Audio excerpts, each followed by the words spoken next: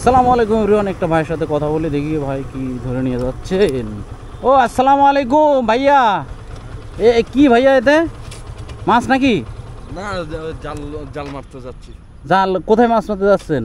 এখানে সাগরে। আচ্ছা, এখন আমার তো একটা উপকার করা লাগে ভাই। বলে আমার কাছে টাকা নাই, আমার গাড়ির তেল শেষ হয়ে গেছে, আমি যাব অনেক দূর, আমার 100 টাকা দিয়ে হেল্প করা যাবে?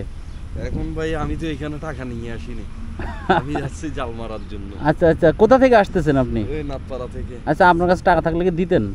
হ্যাঁ, দিতেন টাকা থাকলে? টাকা থাকলে অবশ্যই এর মানে কি কিছুটা হেল্প করতেন, কিছুতে সাহায্য করতেন, তাই না? এখন আপনার কাছে 1 টাকাও নাই, তাই না? 1 টাকাও নেই। এই হাতে কি বিড়ি নাকি? বিড়ি।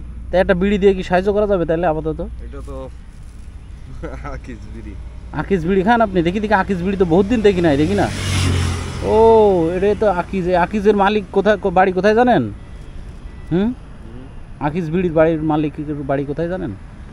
আকিস বিড়ির যে মালিক আকিস সাহেবের বাড়ি যশোর, আমারও ওই দিকেই বাড়ি আর কি।